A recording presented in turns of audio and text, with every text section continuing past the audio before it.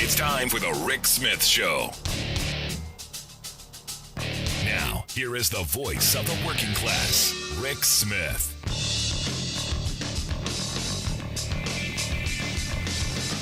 And welcome, brothers, sisters, working class heroes. This is the Rick Smith Show. Thanks so much for being here today on the big program. Lots to get to, lots to talk about. Fake news front and center. And I've always found it interesting that the former guy used the fake news frame and did it well. Look, I mean, they took it, they grabbed it for their own, they stole it from reality, and they attached it to every true story that was out there so that they could, well, discredit it. And in the real world, where the true fake news is, it is the Foxes and the OANs and the Newsmaxes and all of these propaganda stations that have been well funded. The investor class, when things get rough for them, they heavily fund fascism and propaganda. And this is what we're seeing since Joe Biden's become president. The reality is the right has no ideas. They have no policy. They've got nothing but division. And the thing was, and this is where, the argument had always been from Fox News that, they're just putting their spin on it. And I understand that. I understand spin. Spin is one thing. But a blatant out and out lying is completely another. We're in this world right now where the truth be damned. We need outrage. We need grievance radio. We need people. We need maximum anger. We need to ramp up the anger because Joe Biden's actually doing things people want. Can't have that. We need to maximize the division. We need to turn up the hate to 11. And it's what you're seeing out of the right-wing echo chamber. From the meat beer of yesterday, because we can't, they're going to make us drink plant-based beer.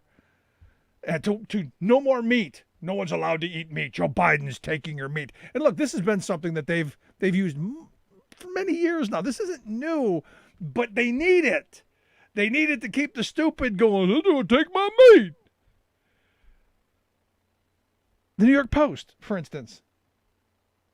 They had a story about, evidently, the government is buying up Kamala Harris's books to give to migrant children who can't speak English because that's what the government does. No, it's a totally bogus BS story. But the faithful bought it. The faithful, they Joe Biden's not really in charge. It's that Kamala Harris. She's really in charge. Stoking that fear and that hatred. That angry black woman is in charge. They need that racism. Laura Ingraham, going out, what Bakari Sellers is sporting an accent. No, Bakari Sellers is from South Carolina. Bakari Sellers talks like somebody from South Carolina. Not sporting an accent just to outrage your audience. But that's what they use it for. Because they need it. They need the outrage. They need the anger. They need the Tucker Carlsons of the world to now just come out and no longer dog whistle. We don't need dog whistles anymore. Because it's gotten to the point where the dog whistles aren't angering people enough. You need to be out and out because now they're not creative enough. Now you need to maximize the division, maximize the hatred, maximize every opportunity to tear us apart. So little Tucker Carlson, with his little tiny bow tie and his tiny little brain, goes on this screed last night about kids wearing masks. It's an abomination. He says, as for kids wearing masks outside, it should be illegal. Now remember, these are the people who are against big government. These are the people who want government out of your life. These are the people who want deregulation. These are the people with the freedom, the liberty people. These are the folks who are telling you, live your life, do your thing, and get the government out of my life, and the heck with you. He goes on to say that requiring children to wear masks while being outdoors constitutes child abuse, and that all Americans are morally obligated, he said, morally obligated to attempt to prevent it. You see a kid with a mask on, rip that damn thing off. And my mind goes to this place. Whatever happened to minding your own freaking business? Whatever happened to that party of individual liberty? The party who preached to me about freedom? Whatever happened to that party? I know they never really existed. They at least tried to pretend like they cared, like they had some clue of what liberty and freedom really is. They at least put on a good facade. They tried. Now we know they're showing their true colors. They are the fascists that we always thought they were. They don't like something, they're going to use government to force it upon you. They don't like you wearing a mask, they're going to call Child Protective Services and have your kids taken away because you're abusing them. And he goes on this weird kind of, this is the weirdest part of this. He says, if it's your own children being abused, then act accordingly. Let's say your kid's school emailed you and announced that every day after lunch, your sixth grader was going to get punched in the face by the teacher. How would you respond to that? And I'm going, am I missing something? The teacher punching the kid in the face and wearing a mask, that's somehow equatable, somehow in the same realm of possibility? Clearly, no rational person would allow the teacher to punch your child in the face. That's not going to happen unless I were Tucker Carlson's parents. And then I would have them put him back in line to go through a couple of times because clearly he needs it. But the idea that we're going to forcefully make them not have their children wear masks and protect not just the children, but the parents and the grandparents and the family until we're fully vaccinated. Now, understand, we're coming into this moment where we're starting to open up a little bit. The CDC saying once you're vaccinated outside, you don't need the mask. You know, they're starting to go, hey, we're loosening the strings. So what Tucker and the rest of the right-wing spin machine or lie machine needs, they need maximum division. They need maximum anger. How dare they make those children go outside with masks on? How dare I not be able to see their faces? See their miserable little faces. I mean, it's really kind of crazy.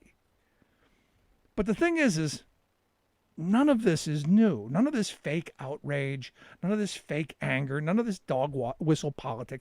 None of this is new. This is their MO. This is what they do every day. They need it. They need it to keep people tuned in because people need their 3 hours hate. They need that constant thing to be just furious about. So this isn't new. And look, it's not even real. It's about maximizing the outrage, like I said. It's about getting that old curmudgeon who yells at the kids, get off my lawn, to be even more angry because it's the only way they can keep his attention. It's the only way they can keep his attention from figuring out how bad he's been getting screwed over by Republican policies for decades. Keep him angry about cancel culture, kids wearing masks, those transgender people who he doesn't know and doesn't see. They need that blind rage. They need anger. They need grievance radio and grievance TV. They need people who are going to eat the red meat. Unless Joe Biden's going to take the red meat from them. It's really just insane. And what's crazy about this to me, and look, they've used this mask issue to really ramp up the rage.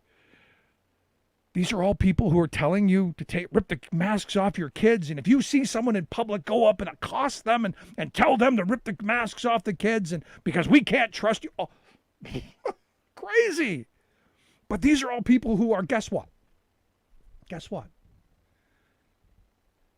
These are people who are all, you know it. You know what I'm going to say next. You understand.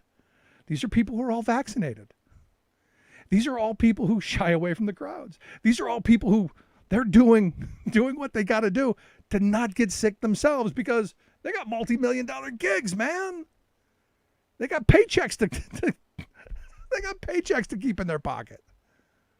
But they need to ramp up that hatred and that anger and all that stuff. And look, Fox has been, nailed with lawsuits. I mean, and look, there's been a ton of these issues. I mean, Mr. Potato Head and this Dr. Seuss and all the ridiculous stuff that they throw out to get people all wadded up in the panties.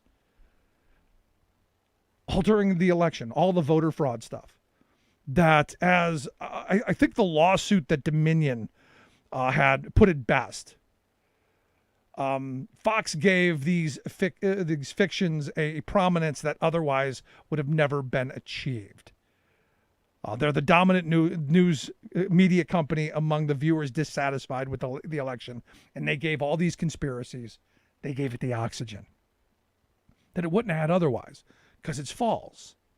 And the lawsuit's interesting because Fox is being sued by both Dominion Voting Systems and Smartmatic. Smartmatic's going for $3 billion. Dominion's going $1.6 billion. So they're on the hook for potentially $4.6 billion. Because as the Dominion lawsuit says, Fox recklessly disregarded the truth. And their response is, well, we're not news, we're entertainment. We're entertainment. Which I think tells us all we need to know. It's not about news. It's not about information. It's about outrage. It's about selling widgets. It's about selling pillows and streams of this or streams of that or gadgets or gizmos. It's about the sale. And as soon as the old curmudgeon who's yelling at the TV and those damn libtards, as soon as they wake up to the reality that this was all just a grift, it was all a con, it was all to get them to buy those crummy products that don't work and they don't want, hopefully they'll be angry and go to the ballot box and do something positive by throwing the bums that these guys support out. At some point, the Fox viewer has to wake up to the reality that what's in front of them, the doctored photos and the misused videos and the ridiculous spin on when the Texas blackout happened. See, this is what happens when you go to the Green New Deal. It was the windmills that made those people freeze to death. No, it wasn't the windmills, you morons. It was the fact that they deregulated it. But nope, can't say that. All the misinformation around the election, all the misinformation around coronavirus. I mean, Fox News viewers have been lied to so often, they wouldn't know the truth if it jumped up and bit them in the behind. And that's a problem. It's a problem for our democracy. And understand, they need maximum spin right now. They need anger right now more than ever because Joe Biden is doing the job. They've got nothing to attack him or his policies about because guess what? They're popular. People want them. And he's not playing into their games. Peter Alexander, the NBC White House correspondent, said, well, what statement were you making when you wore your mask, out of the building? And Biden was like, I wore it out so that you can see me put it on when I go back in.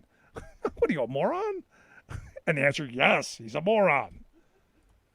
But Biden did the job. He came in and said, look, I'm going to get the American Rescue Plan passed through. They did that quickly. They got $1,400 checks into everyone's pocket.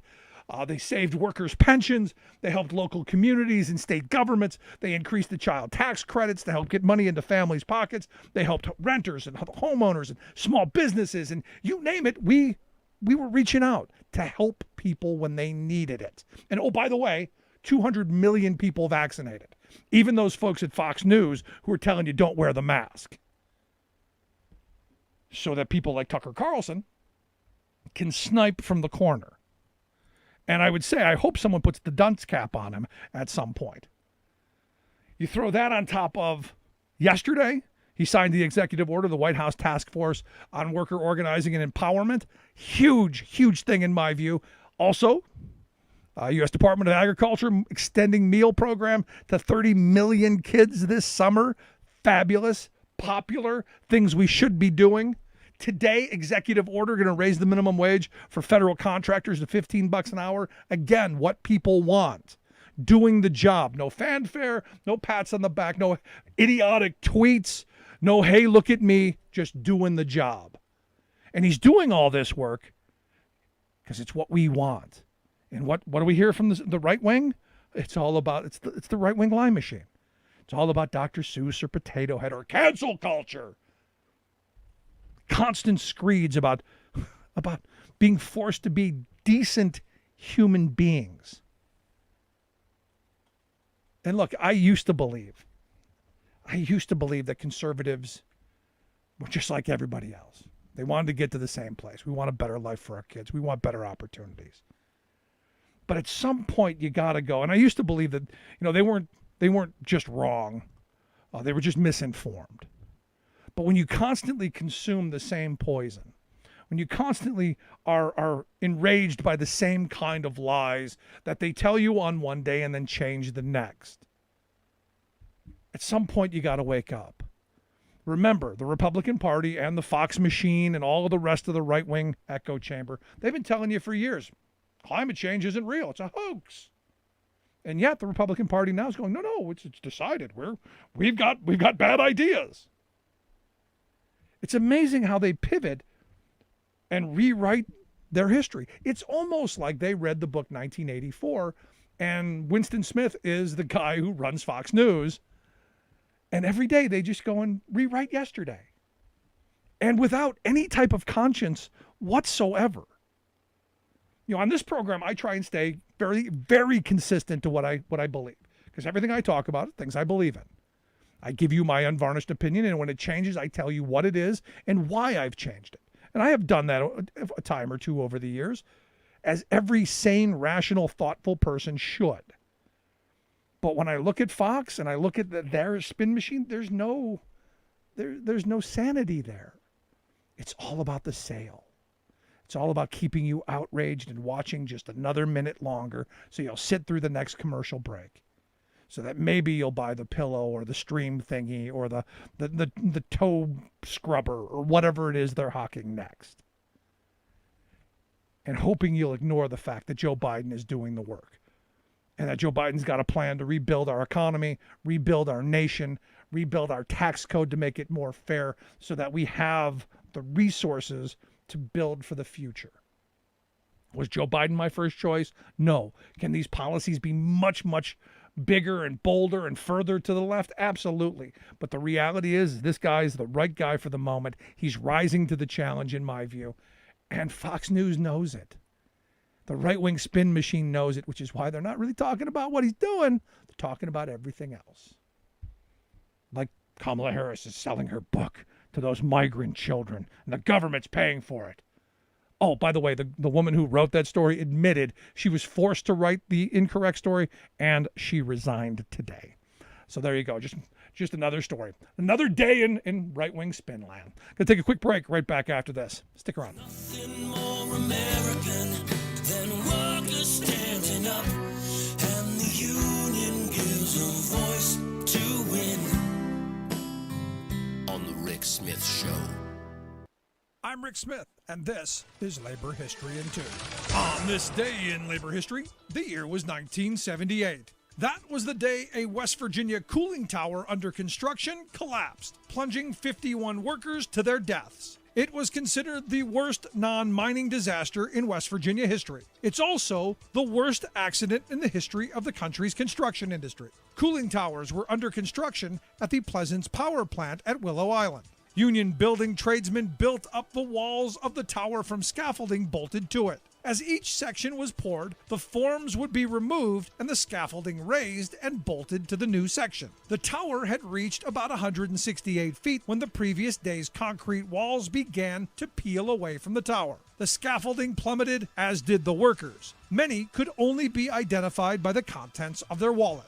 The Steele family was beyond devastated with the loss of 10 family members. In a 2008 retrospective by Ken Ward Jr. of the Charleston Gazette reported, quote, "A mix of safety lapses combined to bring the tower crashing down. Concrete in the previous day's lift hadn't hardened enough to hold the scaffolding. Key bolts meant to attach the scaffolding to the tower were missing. An elaborate concrete hoisting system was modified without proper engineering review. Contractors were rushing to speed construction." Dr. Celeste Monfortin of the Milken Institute School of Public Health noted that the case highlights still relevant issues: inadequate OSHA penalties, no criminal sanctions, holding workers responsible for contractors' mistakes, ignoring of previous warning signs, and a disconnect between abstract calculations and real-world applications. Kent Ward Jr. noted in his retrospective that in 2008, there was still no state public employee OSHA program in West Virginia. For more information, go to laborhistoryin2.com, like us on Facebook, follow us on Twitter at laborhistoryin2.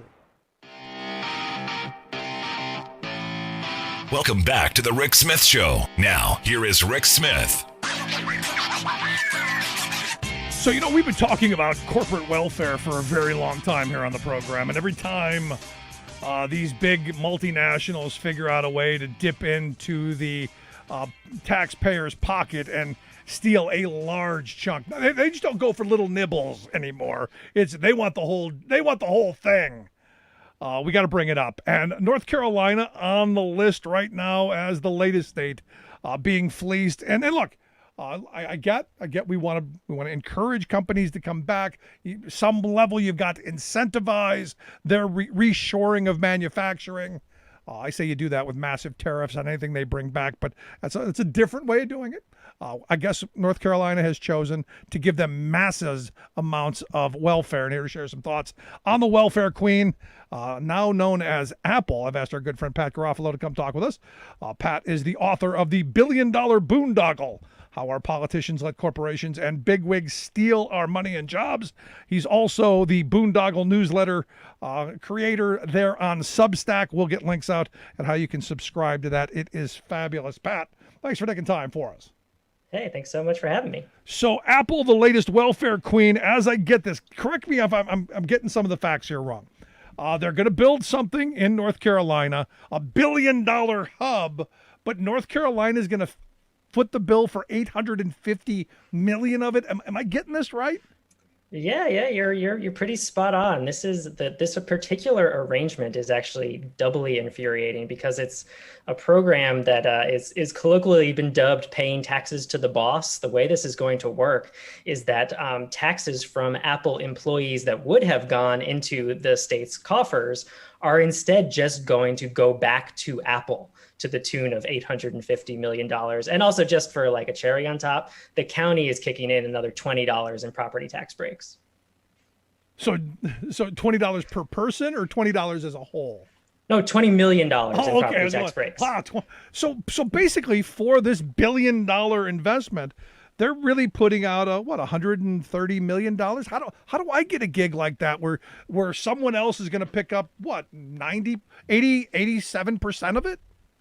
And the worst part of this is that Apple is locating this new campus, which is going to be for advanced research and development jobs, so like artificial intelligence and that sort of fancy stuff that Apple does, in a part of North Carolina that's literally called the Research Triangle, because it is in the center of 3 major universities, and it's where tons of other corporations put their R&D too. Cisco is there, Epic Games is there, Google is there. There is every reason for Apple to be in this place that have nothing to do with taxes. This is where you want to be if you are building this sort of facility, and yet they still managed to get the state to kick in all of this money. And the state built this area, right? They paid for those universities. They set up this campus with the encouragement of philanthropic dollars. Like, the state did all the work already the right way to build up the educational capital and the human capital in this spot, and yet still felt compelled to kick in hundreds of millions of dollars to Apple.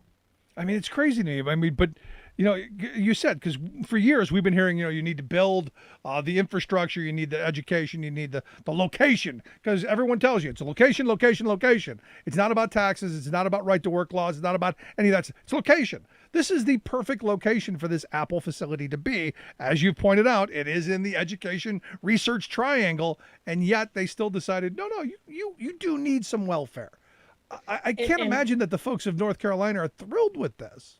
I would hope not. And also the Google campus that I mentioned, it hasn't opened yet, is getting literally $0. So you have from the public. So you have the example of another big tech company locating in this place for all the right reasons and not getting anything. It's just because the state has become obsessed with landing Apple. For 3 years ago, they thought they were going to get this Apple campus, and it ended up going to Austin instead. And I mean, Austin is another whole story in terms of corporate giveaways and handouts that we can get into.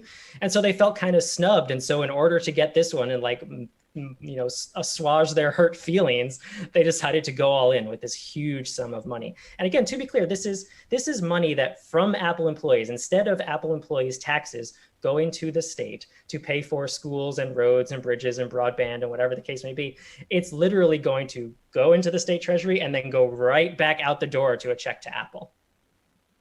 That's just literally insane. But here, it's not new. I mean, this is something Pennsylvania's done. States across the country have done this kind of welfare program. Only they didn't. The employers here, as I remember the bill that they did here in Pennsylvania, didn't even have to send the money to the state to get it back. They just kept it. And it was actually Yep. Employees thought, hey, I got this money coming out of my check for state taxes. They think they're funding education and roads, and they think they're funding things. In reality, they're not. They're just funding the boss. Yeah, this is one of the most pernicious forms of corporate giveaways out there, because exactly that. Yeah, someone looks at their pay stub and thinks, oh, great, that's money that went to, pay for the healthcare system, went to pay for, the many things that folks use on a daily basis. And instead, nope, it just went literally right back to their boss. It's just crazy. Now, if you're Google, let's say now you're Google and you're going, hey, wait a second. You gave them an 87%, break on their. What about us? They've got to be coming back, going, "Hey, we may be leaving if you don't start opening up the checkbook." Absolutely. I wrote that in my newsletter today. Like, all of those other corporations that are in this campus have got to be like, calling up their government affairs guys and going like, why do we have you here? what, shouldn't you be doing your job and getting us a check like this? And that's the problem, right? Is that there's no end to this stuff. It's a constant race to the bottom. Another state will always come in and one up you. And that's the reason we really need to just knock this off, because there's no way that the public can win, right? The only winners in this air quote competition are the corporations, because they can always play these games. No, and I had hoped. I really had hoped during the whole Amazon sweepstakes that was going on, when they were looking for HQ2, and they had what was like 250 cities across the country who did just really an incredible amount of research and made all of these offers that we, the taxpayers, never got to look at or know what our elected officials were willing to give away. Maybe our firstborn children, who knows? But basically all of this proprietary information about regions all across the country, we handed to Amazon in the hopes of maybe landing one of those, while we knew it was going to end up in New York, Washington, D.C., or one of those major hubs anyway. Yeah, absolutely. So I'm going to be a little hopeful here. I'm going to give you a little bit of a reason to hope. It's I need not a big it. one, Help but me. it's a little bit. So there is an effort among state-level lawmakers to form what's called an interstate compact against corporate tax giveaways. We have bills in 13 states this year. 13 states have introduced legislation in which the state would enter a compact with the other states that pass these bills to agree to knock this stuff off, to not use tax breaks to poach companies across state lines, to share information and data about what everyone's offering to what companies. So it's a start. Like, I don't expect this to happen, today, tomorrow, next week, next year, but there is growing interest, particularly actually since the pandemic, which is something we can talk about if you want to, in finding ways to knock this off. So 2 years ago, only five states had bills to form this compact. This year it's 13. So I'm feeling a little bit of confidence that that's something that in the future could actually happen. No, I mean, I would have thought after the War of Kansas City that we would have figured this out. That when you had Kansas and Missouri basically giving away, all of their education dollars and all of their tax base to get people to move across the street, that maybe would have gone, this is a bad idea. We're just butchering our education system and just handing away our tax base. You would have thought maybe, and I thought Kansas had learned a little bit, but you'd have thought that kind of would have been the push for other states to go, we got to stop this race to the bottom. Yeah, absolutely. And I mean, that's the model that the compact is based off of, is the Kansas City model, to get all the states together and say, yep, let's knock this stuff off. But on the flip side, now I have to go back to being Mr. Doom and Gloom. You're also seeing this effort to push these programs, even if they have existed for decades, as pandemic relief. New Jersey did a massive reauthorization of its incentive programs and called it, pandemic recovery. Texas is about to reauthorize its decades old, completely horrible Chapter 13 corporate giveaway bill in the name of pandemic recovery. So you're seeing these two countervailing forces. On the one hand, you do have some lawmakers who are, looking at, terrible budgets, lots of red ink, not much money for anything, and going, okay, we really can't afford to do these handouts anymore. But on the other side, you're seeing business interests and the lawmakers that they have convinced or bought that you need to do more of this stuff because of the pandemic. Yeah, I mean, this is something I've been talking about pretty much all 16 years I've been doing this program. I remember I had a former congressman on, Platt was his last name, Todd Platt. Yeah, he's been gone for a while. And I said, why can't we stop this kind of beggar thy neighbor economic development? Why can't we use highway dollars or the federal government somehow put a stop to this nonsense? Because at the time there was a Carlisle Tire and Wheel was a big employer in the area that I live in, and they'd been here like 90 some years. And just one day they said, we're moving to Tennessee. They're giving us a boatload of money. They're giving us free land. They're giving us more than we could possibly ever ask for. And they dumped, hundreds of union jobs, went down and paid those workers about half of what they were paying the workers here, and left a giant hole in this community. And I was going, this is just flat out wrong, because there was no strategy to moving. It was, hey, people are just giving us a boatload of money. I'm going. And I go, somehow we got to stop that. And he was like, no, the states decide how they're going to spend their money. They know what's best. I disagree. And I think there's got to be a way for the federal government, if states aren't going to do it, for the federal government to say, knock this stuff off. Yeah, there absolutely is. I mean, the federal government has that power. And here's an interesting wrinkle. The latest pandemic relief bill, the American Rescue Plan that Joe Biden signed, has a provision in it that says that states that enact a net reduction in taxes have to pay back the same amount of money in relief funds. So basically tax cuts become twice as expensive, which you maybe talked about on the show before. I am of the opinion, and lots of other people smarter than me are of the opinion, that this should be applied to corporate giveaways and corporate handouts, certainly any new programs, but you can also make an argument that existing new awards under existing programs should be barred under this provision, or if states decide to do them, they should have to pay back that same amount of money, same amount of relief money that they received back to the federal government. Because there's no reason for those of us in other states to continue subsidizing the states that want to play these games. So I really hope that when the Treasury puts out its guidance on that particular provision of the relief plan, that they say, nope, this stuff all counts, because that could be a really powerful tool to at least cause some sort of drawback, to at least make states think twice, to at least give folks like myself, like you, a little time to push for real solutions, because that bill would be in effect until 2025, essentially. So now that you brought this up, because we've talked about this in the context, Ohio wanted to cut taxes, and they said, no, you can't do it because you're not getting this money. You can do what you want, cut all the taxes you want, but we're not paying for it. And thank goodness they did. Given this scenario, is it possible to go back and say, no, you can't do this, or you can, but we're not giving you any of the American Rescue Plan money? It totally depends on how Treasury decides to interpret that provision of the rescue plan. So we're going to see. There are folks who are working on it. I think it should. I think it's pretty clear that if the point of the American Rescue Plan was to give states money to do pandemic relief, turning it around and handing a bunch of money to Apple is not that. And yeah, those of us in other states shouldn't have to subsidize North Carolina's poor decisions. Yeah, I mean, because we've seen these bad deals time and time and time again, and they never pan out the way it's been sold to us. I look at the Foxconn deal, which was back in the news here recently. I remember during the Trump years, they were going to spend billions of dollars. It was going to create like 13,000 jobs. It was going to be great. It was going to revitalize Wisconsin. Wisconsin was going to be like flat screen paradise. And we now find out that after all these years, they created like 200 jobs, and they got a boatload of money, and now they've got to renegotiate because evidently those 13,000 jobs were never coming, and certainly aren't coming, and were never coming.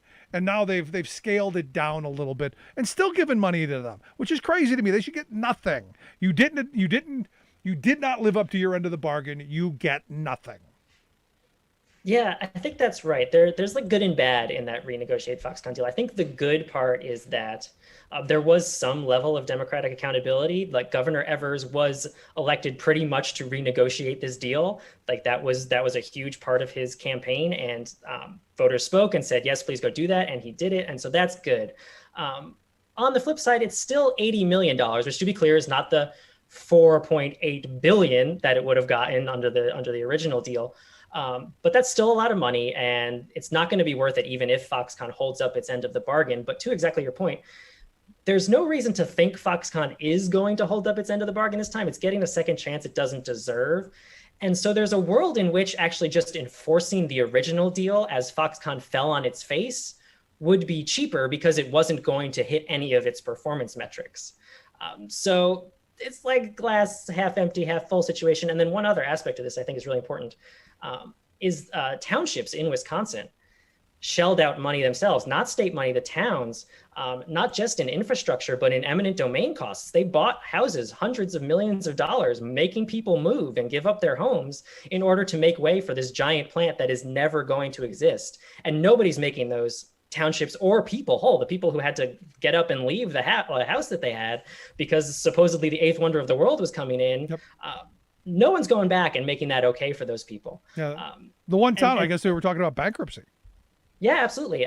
It literally had its credit downgraded because its promises to Foxconn were so large that the bankers were even like, there's no way this is going to work out. Absolutely. Yeah. So not. Last question I've got for you, because I'm looking at this and I'm going, if we're going to give $850 million to Apple, and which is going to equate to, how much per job, why don't we just invest in things with public dollars to create jobs for public works, for things that are going to put people back to work, that are going to benefit the community and not just shareholders and CEOs? Why can't we do for ourselves? I mean, 100%. The cost of this Apple deal is $280,000 per job, which is just outrageous. How do I get one of those? Yeah, right. Like, sign me up for that. Which, to be clear, is not the most I've ever seen. I've seen incentive deals where it was $6 million per job. So, like, just to put it in perspective, usually they shake out lower than 280,000.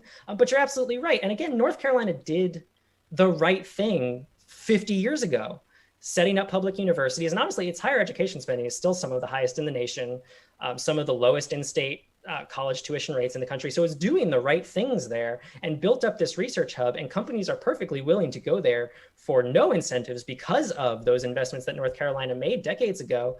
And yet still Apple has managed to convince lawmakers to give them this huge thing. And I think there's something too, and we've talked about this before, the like shiny allure of tech jobs. The elected officials think because it's this fancy new tech company, it's like worth shelling out this money for, even though it's just the same old scam that we've seen over and over and over. Every generation has its like hot new industry, and they get these sort of deals, but it's just always the same sad story. Yeah, they seem to always get their welfare, and then we end up getting to hold the bag at the end when it goes south. Sadly, this is again another one of those moments of outrage. But Pat, I appreciate the time. I appreciate the work you do. Hope folks will subscribe to the Boondoggle newsletter on Substack.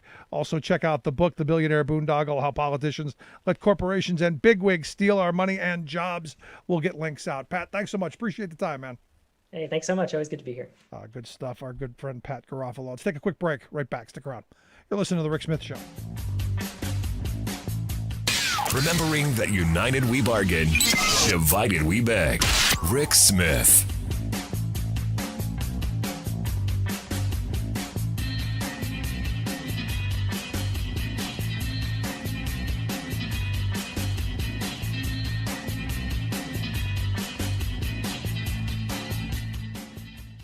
I'm Rick Smith, and this is Labor History in 2. On this day in labor history, the year was 1825. That was the day that saw what is widely considered the first strike for the 10-hour workday. It happened in Boston, Massachusetts. Journeyman carpenters had grown tired of being required to work from sunup to sundown. They decided it was time to make a stand.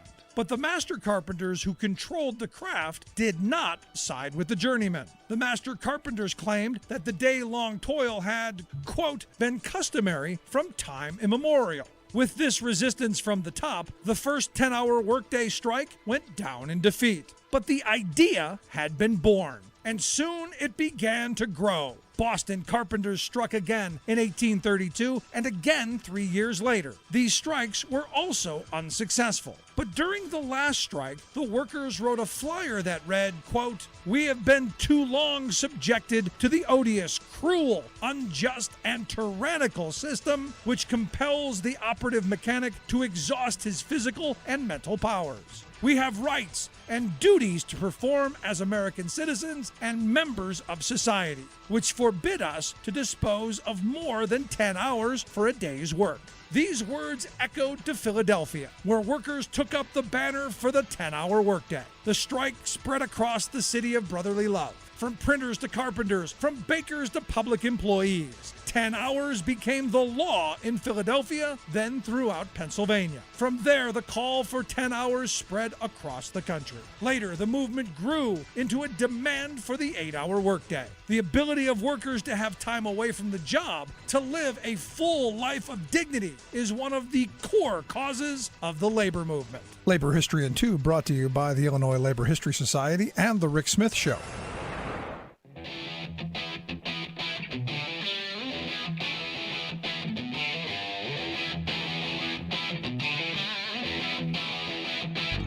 Welcome back to the Rick Smith Show. Now, here is Rick Smith. So I got some good news today. A longtime friend of the show and someone who I consider a friend got a really cool gig, and good on Joe Biden for seeing the genius of Celeste Drake. And for longtime listeners, you know she was my NAFTA go-to. She was the trade guru. She knew everything about global trade, and I'm thrilled that Biden chose her to be the first director of the Made in America office under the Office of Management and Budget. This was an office, this was a job tailor-made for Celeste Drake, and I think she's going to do a fabulous job, and I'm looking forward to getting her on the program once she's in the gig and tells us her hopes and dreams and the direction, because I think she'd be fabulous. Anyway, here to share some thoughts on, Celeste Drake in the new Made in America office. I've asked our good friend Scott Paul to come talk with us. Scott's the president of the Alliance for American Manufacturing, AmericanManufacturing.org, their website. Scott, thanks for taking time for us. Hey, Rick, it's always great to be with you, and especially tonight, because that is great news about Celeste. No, I've known Celeste for pretty much the entire time we've been doing this show. She was the trade guru with the National AFL for years. And she was the like I said, the go-to person whenever I wanted to talk about trade. She was it. Yeah, she's fantastic. And just in case you have some new listeners who've never had the opportunity to hear Celeste, she has a long, lengthy experience in trade policy and advocating on behalf of working families at the AFL-CIO, and before that for progressive members of Congress, and then most recently at the Directors Guild. She was on the transition team for the administration. And as you pointed out, she has both the legal background, she has a law degree, and the progressive values to be very effective in this job, along with the deep knowledge that very few folks in Washington possess on procurement policy and how to push and pull those levers to get better results for American workers through federal investments. And so we can't wait to work with her. And it's one of the reasons I'm excited about what started as the Build Back Better plan, American Jobs Plan. You need three ingredients to make that successful. One is a sizable investment, and to go big in the trillions of dollars. And it looks like that's what Biden is shooting for. We'll see if we can get there. The second is having the right rules. And again, I think they're moving in the right direction. You have a Made in America executive order. You have the administration supporting Buy American laws. We may have some details to work out, but they're heading in the right direction. And then the third ingredient is the personnel, the people who are going to help drive this forward and to monitor to ensure that this is complied with, that contractors, that states have to meet these Buy America standards, which means if they're getting federal assistance for infrastructure, for other things, that they are using Made in America materials like iron, steel, concrete, and the list could be expanded.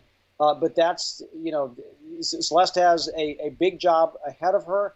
But I agree. There's no one better to do this. And I'm thankful that the president put his trust in Celeste Drake to have this initial position within the White House. Yeah, I mean, I got to be honest. I'm very happy with the choices Joe Biden has been making. The sad thing for me, however, is he's raiding my Rolodex and all of my guest lists because, we've had, a number of people over the years who are now have been pulled by the administration that I can no longer go to for their expertise. But I'll tell you what, I'm thrilled that he's choosing people who are experts in what they do, like Celeste Drake. Yeah, I was going to say that's a good problem to have, isn't it, Rick? When your friends, your allies, end up in the administration in positions where they can move the ball forward. And Celeste is not the only one. There's a whole group of folks, both from the labor movement, from the progressive community, who work for progressive members of Congress, who understand the importance of trade policy, of investments in American workers, of getting these rules right to make a difference. And I have no doubt, that we'll have, we'll have to help them to do the right thing from time to time.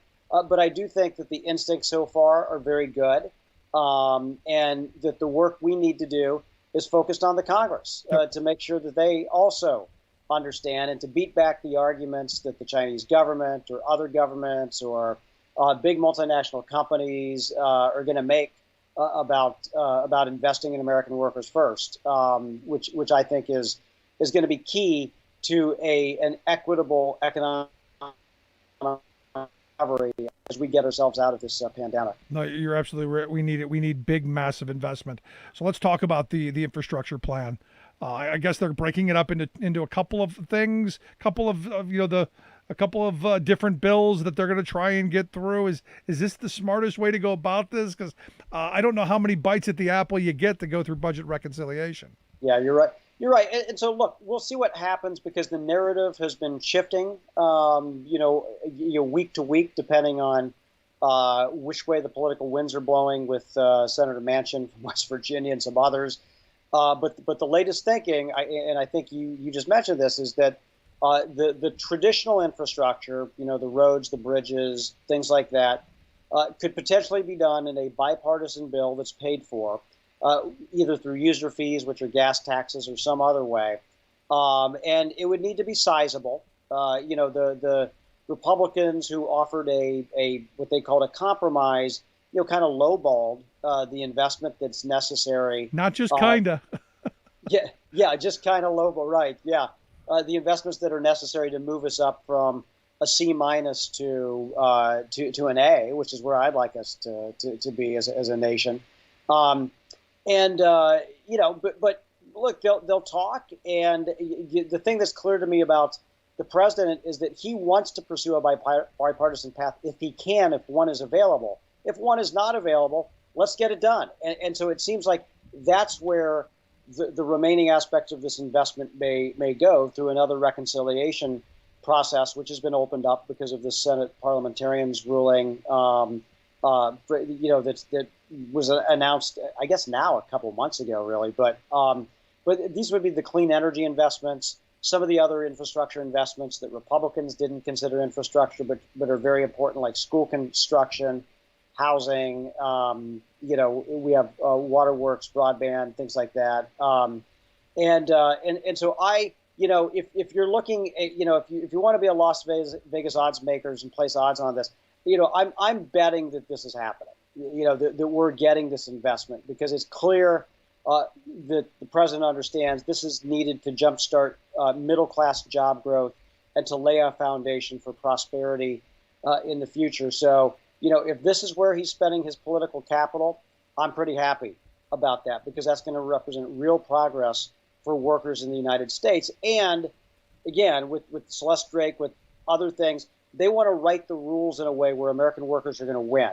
And that means a diverse workforce. That means a union workforce. And that means companies that are producing materials in the United States of America for our infrastructure. So we're committed to getting this done whichever way. I mean, I'm happy if they borrow the money, if they raise corporate taxes, whatever they decide to do.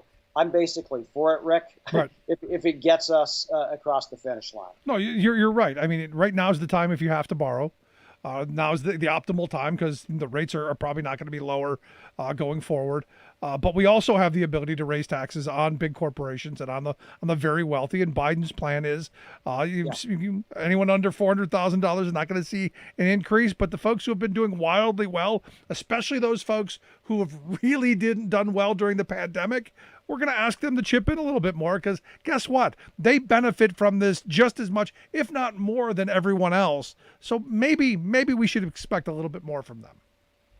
You are 100% correct, and the fact that within the last 4 years we saw a significant, perhaps the most significant reduction in corporate taxes and other sorts of taxes that mostly benefit, where they're cutting mostly benefits high wage earners or investors, and there was a stimulus to the U.S. economy that occurred right after those tax cuts, but it was partly because Obama left a good economy for Trump.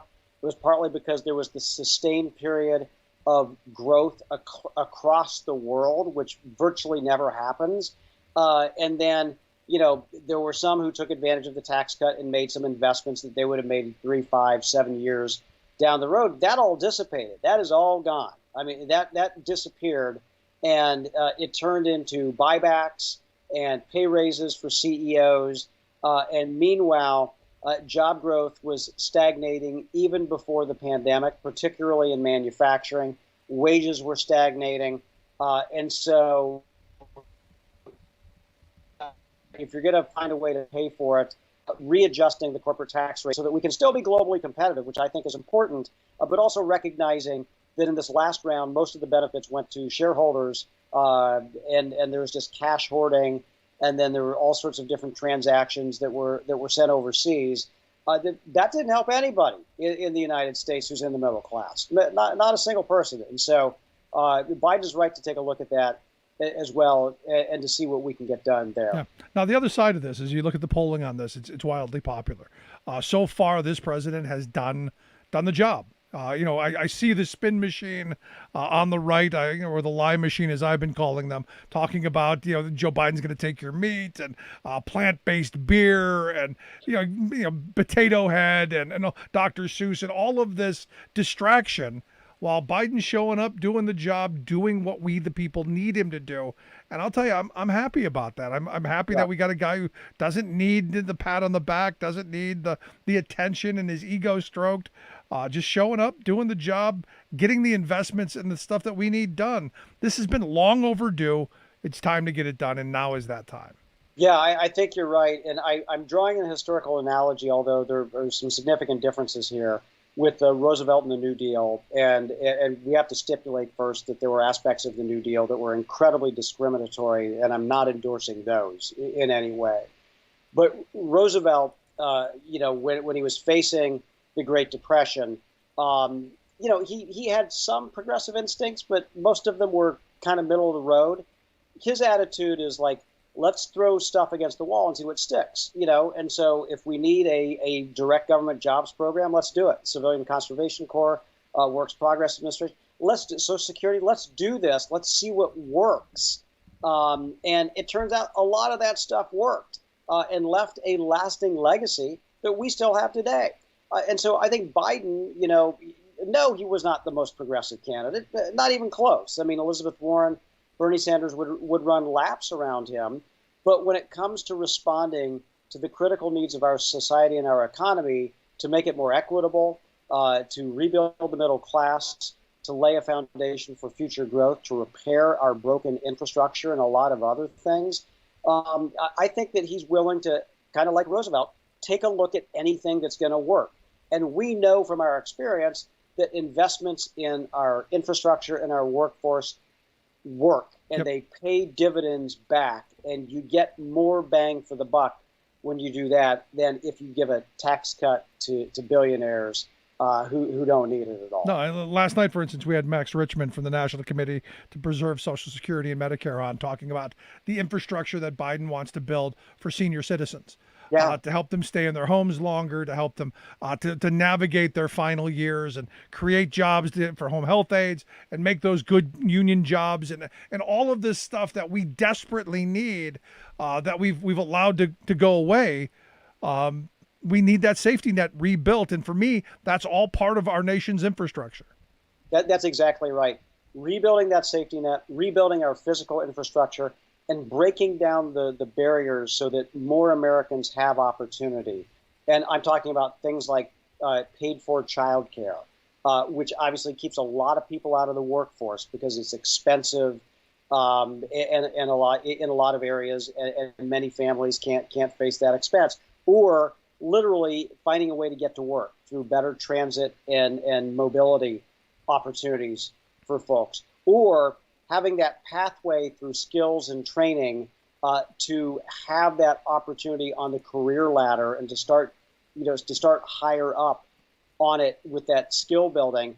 And I know Biden's proposing 4 years of free public education. It can take many different forms, including, skills and training for production jobs.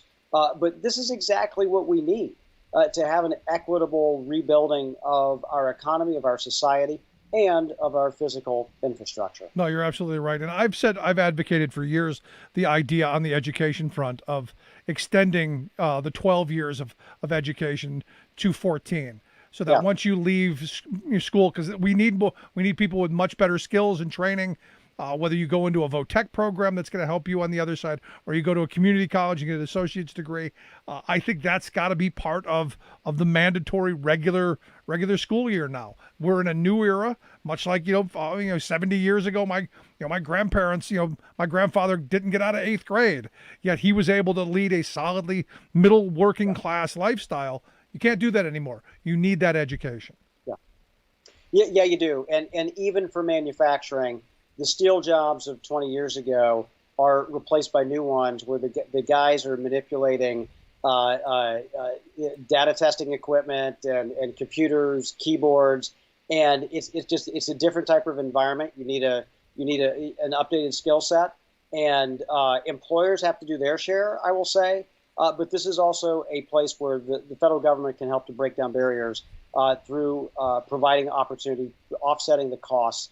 And allowing more workers to enter middle class jobs that are in demand. And there will be demand in factories. There will be demand for things like home health care. There will be demand in the electronics sector and in the skilled trades as well. All of these are in demand because there's lots of baby boomers who are trading out of them and retiring as we speak, Rick. Yep. And so even if we held everything constant, there would be job opportunities. If we grow our economy, there's going to be a tremendous number.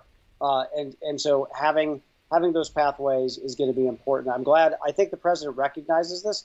He's one of those individuals, and I think this administration, because there's some great cabinet secretaries and Kamala Harris is excellent as well.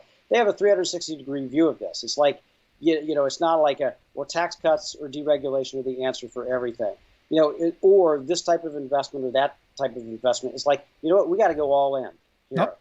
We got to go all in to get this done if we want our country to look ahead and to move ahead. Absolutely right there with you. Scott, I appreciate the time as always. Great stuff. Keep up the great work. I appreciate your time. Likewise, Rick. I'm looking forward to the president's speech tomorrow night. Absolutely. Our good friend Scott Paul, president of the Alliance for American Manufacturing. Check out their website, theamericanmanufacturing.org. Quick break. Right back. Stick around. You're listening to The Rick Smith Show. Remembering that united we bargain, divided we beg. Rick Smith.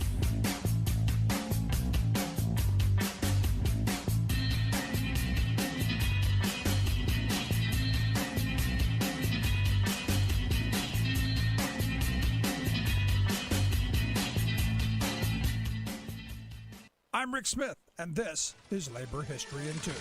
You have probably heard about the Red Scare, when thousands of people lost their jobs in the 1950s for allegedly harboring communist sympathies. But have you ever heard of the Lavender Scare that happened during the years, thousands of LGBT people lost their jobs due to discrimination. And on this day in labor history, the year was 1953. President Dwight David Eisenhower issued Executive Order 10450. The order declared that federal employees at all levels of government needed to be reliable, trustworthy, of good conduct and character, and of complete and unswerving loyalty to the United States. Later, the order listed reasons federal employees could be fired, including any criminal, infamous, dishonest, immoral, or notoriously disgraceful conduct, habitual use of intoxicants to excess, drug addiction, sexual perversion. That last item was widely understood as a euphemism for gay or lesbian activity. Major newspapers of the day often used the word perversion to refer to homosexuality. The argument was made that homosexual people were a potential threat to national security because foreign agents could blackmail them for information by threatening to reveal their sexual preferences. More than 1,400 federal employees lost their jobs within the first 4 months after President Eisenhower signed the executive order. This anti-homosexual discrimination extended beyond the federal government. Industries that relied on government contracts took the order as a cue to conduct similar purges. In 1957, World War II veteran and astronomer Dr. Frank Kameny was fired from the Army Map Service for being gay. After his firing, Dr. Kameny dedicated his life to leading the fight to end LGBT discrimination. Labor History in 2 brought to you by the Illinois Labor History Society and The Rick Smith Show. For more information, go to laborhistoryin2.com, like us on Facebook, and follow us on the Twitters at Labor History in 2. Oh, great. Here comes a new stealth attack on the fragile, life-sustaining natural resources of planet Earth. This assault is by Wall Street alchemists who are out to redefine one of our most basic resources, water. Everyone knows that water is invaluable. It's literally life, requiring a constant intake by each of us, or we quickly die. But the wizards of Wall Street want to reduce potable H2O from its environmental, humanitarian, and spiritual essence to just another perishable economic good that they can market price and sell to the highest bidder, literally turning our water into speculators' gold. This contrivance has opened the door for financial manipulators who've quietly been devising razzle-dazzle schemes to allow rich global investors to play in water. They're now pushing water futures, automated split-second trading, water-grabbing ventures, hedging schemes, and other financialization hustles to maneuver the monetary value of this essential resource. To see this ethically debased future, look to an outfit with the ominous acronym of WAM, Water Asset Management. It's buying up water rights in low-income farming communities in places like Arizona, then literally moving the commodity to rich suburban developments that will pay more. WAM profiteers call water peddling a $1 trillion market opportunity. They even boast that the devastation caused by climate change creates a market volatility that will provide an unprecedented period of transformation and investment opportunity for the water industry. This is Jim Hightower saying, let's begin to force a public discussion about this crucial question of environmental and existential ethics. Is access to an affordable supply of clean water to be a human right for all, or will we let it become a wet dream for a cabal of rich speculators? The Hightower Radio Lowdown is made possible by you lowdowners who subscribe to our monthly newsletter, The Hightower Lowdown. You know who you are. Thank you. Welcome back to the Rick Smith Show. Now, here is Rick Smith.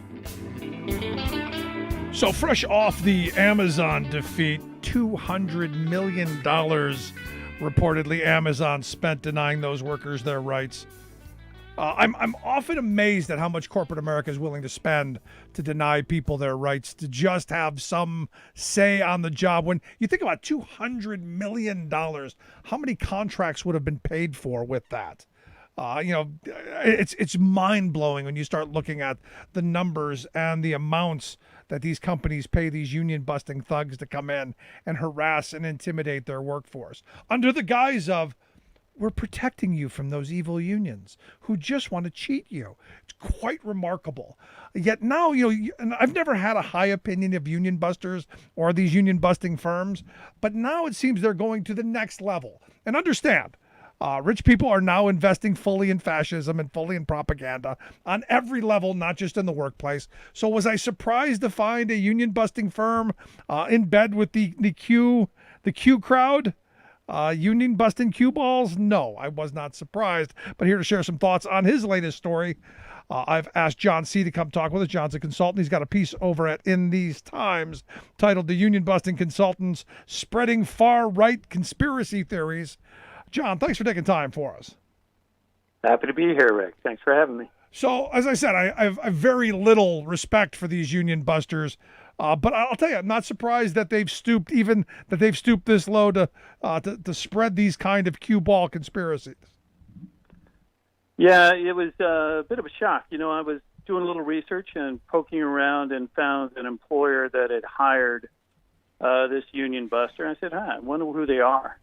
And it didn't really work for my research for that particular client, but it did really when I started digging into all the crazy stuff that are posted on affiliated websites and social media accounts.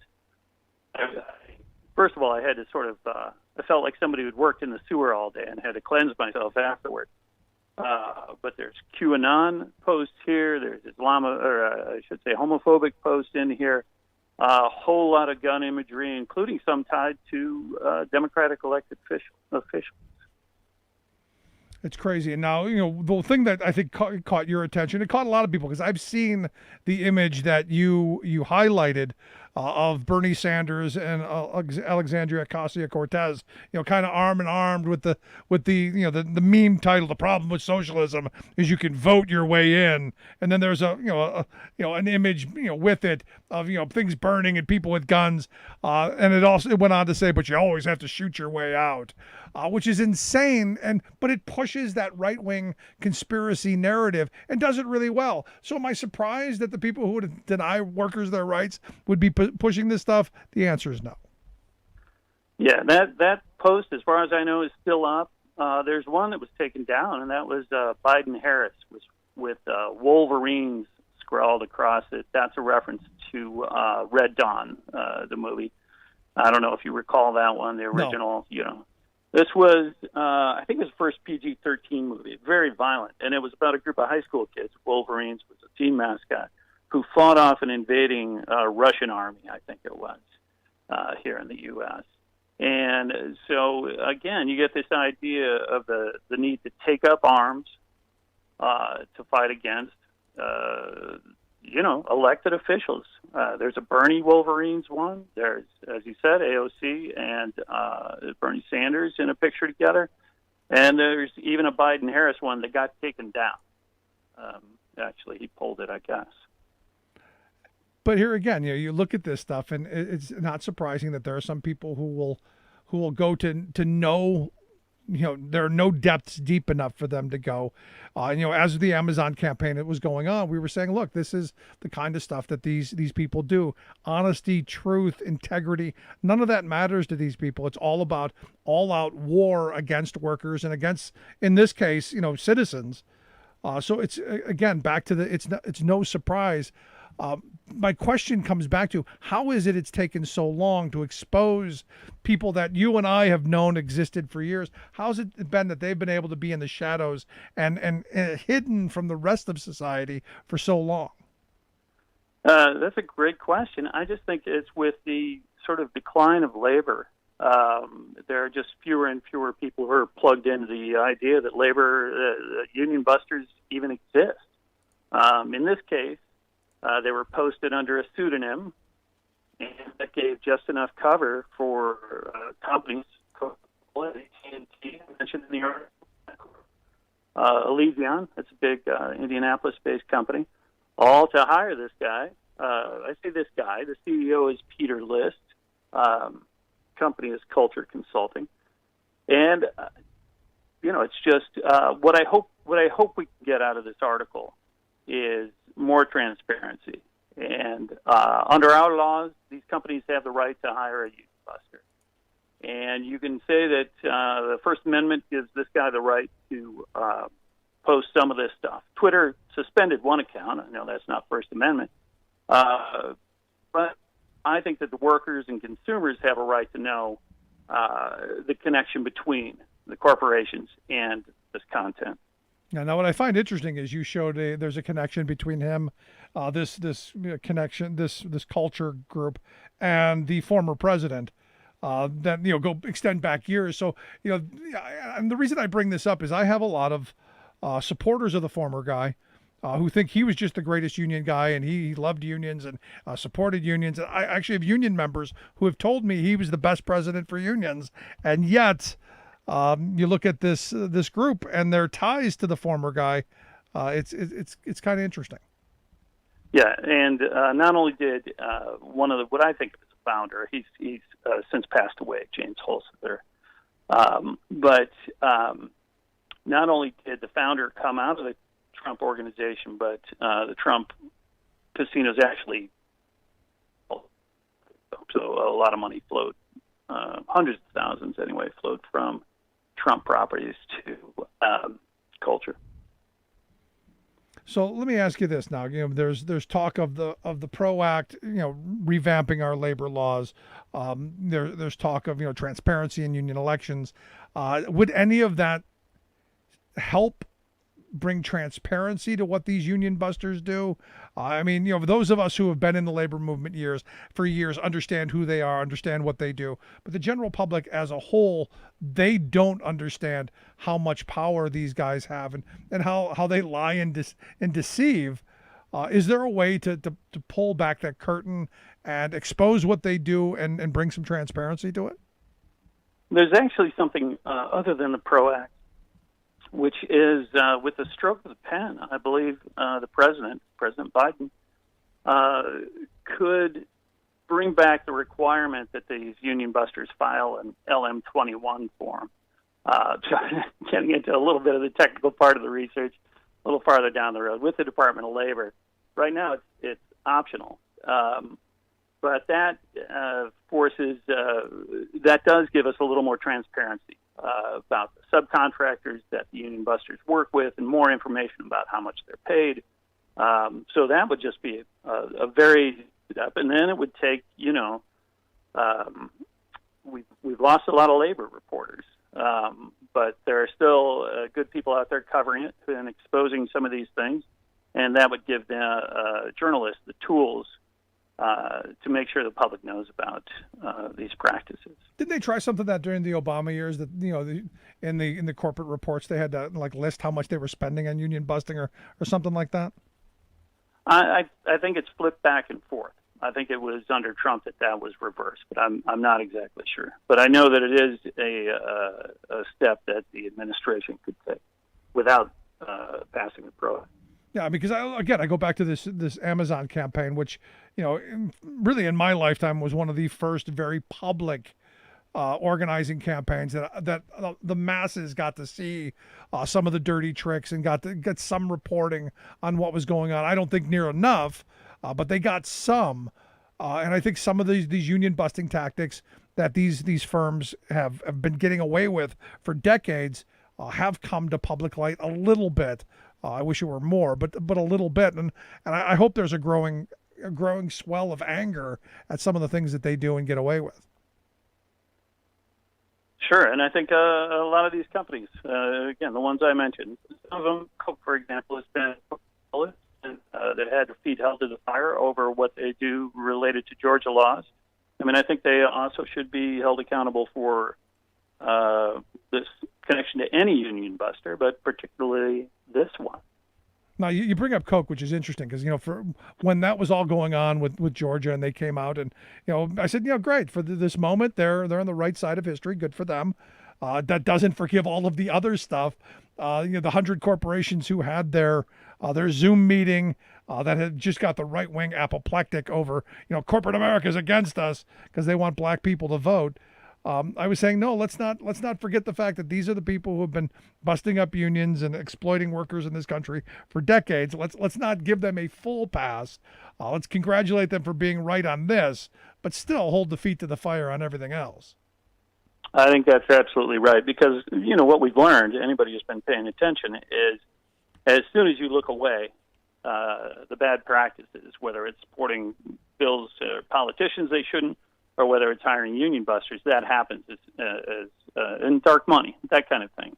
Companies, if they're not scrutinized, seem to go right to the worst sort of practices. Yeah, I've been saying for almost the first 100 days. We're almost at 100 days now. That Joe Biden's at this point the most pro-union president that I've ever lived under. What kind of assessment do you give him to this point? I mean, the fact that he fired Peter Robb for me was enough. But I'm curious your thoughts. I'd agree with you. I think he's done a lot to salve the doubts of the progressive wing of the party, who thought maybe they weren't going to get somebody who agree with them or carry the policies forward that they wanted forward. So it's been a good 100 days, or almost 100 days. Yeah. Do you see labor law reform as something the progressive wing really wants?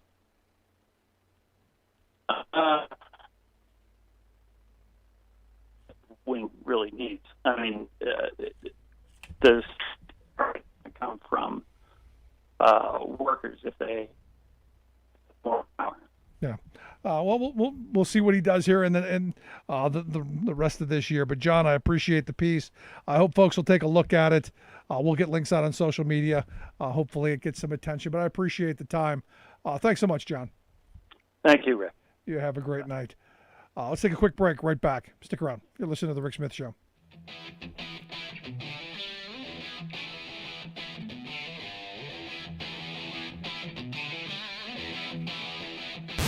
Saving work in America, one show at a time. The Rick Smith Show.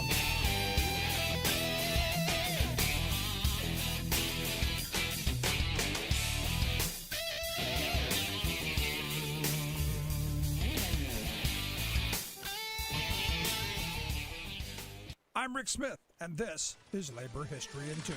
On this day in labor history, the year was 1978. That was the day a West Virginia cooling tower under construction collapsed, plunging 51 workers to their deaths. It was considered the worst non-mining disaster in West Virginia history. It's also the worst accident in the history of the country's construction industry. Cooling towers were under construction at Pleasant's power plant at Willow Island. Union building tradesmen built up the walls of the tower from scaffolding bolted to it. As each section was poured, the forms would be removed and the scaffolding raised and bolted to the new section. The tower had reached about 168 feet when the previous day's concrete walls began to peel away from the tower. The scaffolding plummeted, as did the workers. Many could only be identified by the contents of their wallet.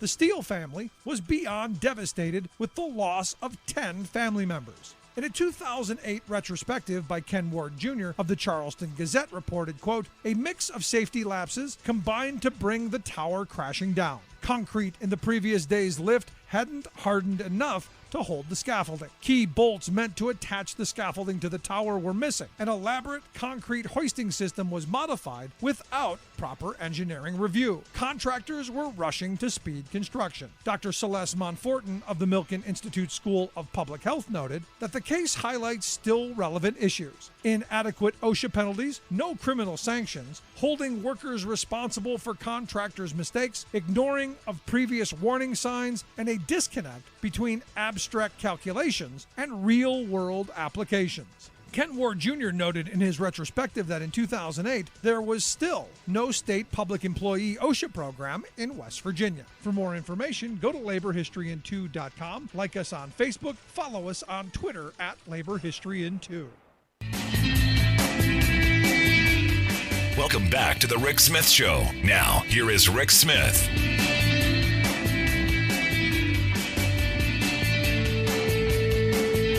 So Joe Manchin back in the headlines again. I don't know what it is about Manchin, who just wants to be in the byline.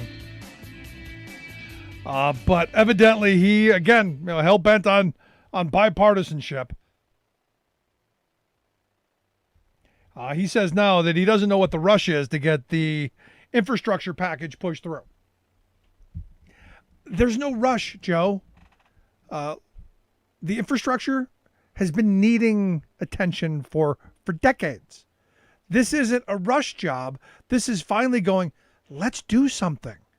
Let's get something done. Now's the time that we need it the most because we need to get people back to work. We need to give a little boost to the economy, good stuff. But we also are at the end of the road there because we need the infrastructure improvements. Coming from a state like West Virginia, I would hope you'd understand that you need investment. I mean, it's really crazy to me. Now, Manchin's the guy who, everyone thinks is going to hold things up on this filibuster because of the filibuster. And we're not going to get the $2.2 trillion investment package that we desperately need. And it comes back to a bunch of things for me.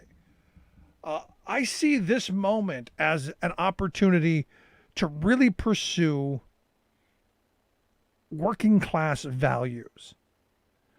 It's beyond for me Democrat or Republican or it's beyond the politics for me. This is an ability to go back to a time when we invested for ourselves and our children, where we as this generation said we're going to improve things and we're going to leave something better for our kids. It's not about me completely and totally, although we would benefit heavily from a massive infrastructure bill. Even Republicans would benefit. It's really quite remarkable to me that this is a partisan issue. I've yet to meet a Republican voter who's against the idea of investing in infrastructure. Even when you start talking about some of the really lefty kind of stuff, like green energy. Because I think now people have come around to saying, look, climate change is real. When people in Houston are freezing to death in the wintertime, hello, Houston, there's a problem. And we need to address that. And we do that in the ways we've done it before. I had my 15-year-old son lecture me on regulation, which was fabulous. He came home and he goes, Dad, we had this conversation about regulation. And he said that, such and such a teacher said that, for every regulation, no matter how dumb you think it is. And look, this is something that I've said, and thank goodness for his teacher. From the dumb stuff like spitting on the sidewalk to someone falling over in a chair on Main Street, whatever regulation you come up with. He goes, Dad, somebody did that. And we decided that they shouldn't, and we decided that it was bad for someone's health, and that's how we got all these regulations. And I go, yeah, and he goes, we should be having more of these because people are doing dumb things. And I said, yeah, I don't disagree. And then the mask thing came up. Now, again, my son, who is not interested in politics whatsoever, then comes out with, why is it that we didn't mandate people wear masks? We know it helps. We know that social distancing, washing their hands, we know this works. Now, this is a 15-year-old who doesn't really care about anything other than being a 15-year-old. He gets it. He goes, it's not that difficult. It's not that hard to do. It's a minor inconvenience, but it's going to help save lives. Why is this a problem? Why didn't we make a regulation? And in my mind, I kind of said, well, you've got people who are, defiant, and they don't care about their own safety, let alone yours. And you're never going to get them. So in this country, people have the ability to do their thing. You deal with them how you have to, but we still have the ability to lead our lives. And I always throw out the thing my grandfather always said: you have the right to do whatever you want to do until that right infringes on mine. And then you got problems.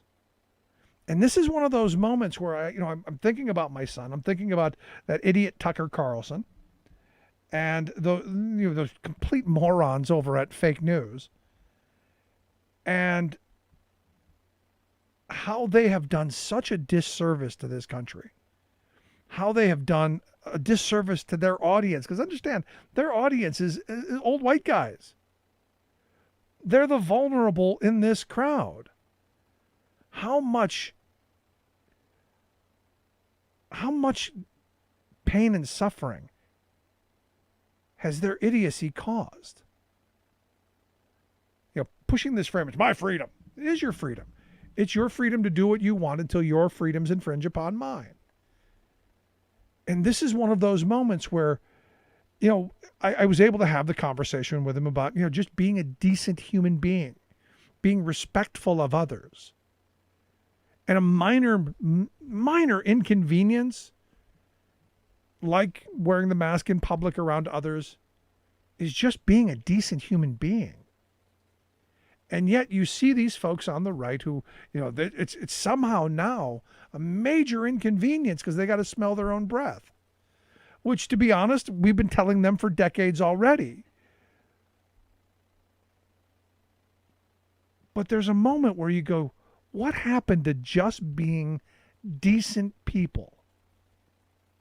Just trying to pursue our individual happiness. And I take this on every issue that's out there, from the transgender thing that I don't really understand, but support their right to follow their path, lead their best life, pursue their happiness, as long as it doesn't infringe on my rights, and it doesn't. To someone wearing a mask, to someone choosing to not be in crowds, to whatever. Pursue who and what you are in your space and lead your best life and be thoughtful and courteous of others. I mean, these are things that my mother taught me as a young child. And there's part of me that looks back at this and I go, did no one have a mother?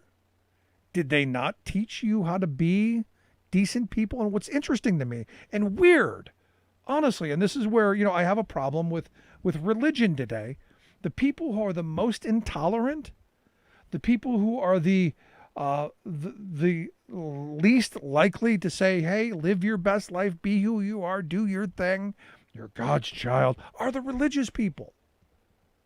Where you would think they would be the one go, no, love everyone. I grew up in the Catholic Church at a period where it was about peace and social justice. It was about love thy neighbor. It was about being the good Samaritan. It was about doing good. And now my Catholic friends, it's about imposing their abortion views. It's about very angry policies. It's about forcing people to be who they're not and to do what they don't want to do. It's really bizarre to me. And I'm hoping, my religious friends, that at some point you really do find Jesus. And you really do return to some bit of sanity. This is the weird world in which we live. I find it interesting that the people who were most against the whole mask mandate and protecting ourselves are people who claim to be the most religious. And look, I've got friends who they'll tell me flat out, I can't wait to meet God. I can't wait to meet Jesus. I can't wait to get to the pearly gates. And I always say, why wait? Go now. Leave the rest of us alone. We live in crazy times. But at the end of the day, as I teach my children, and I hope everyone teaches theirs, be the best you can be. Treat people with dignity and respect. Be a decent human being. Be tolerant. And allow people to live their lives. If it doesn't affect you, let it be. And I'll be honest, if someone comes up to me, and this is just a point of aside, and says something because Tucker Carlson told them to, you are going to have a bad day. So this is one of those things, mind your business. As my daughter says, you do you, I'll do me. As my grandfather always said, don't worry about me, worry about yourself. This is one of those moments. Now it's interesting. Is in stand your ground states, I'm wondering, does this now become something? Will we see harm come to people? I sure hope not.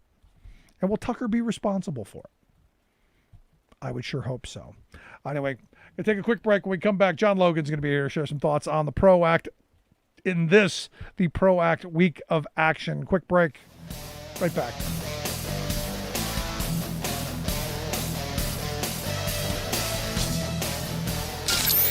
waving the flag of freedom for people, not corporations.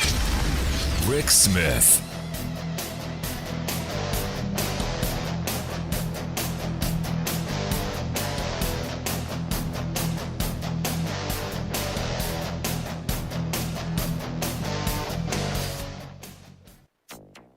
The gap between what we are doing and what actually needs to be done is widening by the second. New climate targets still not enough to close the emissions gap.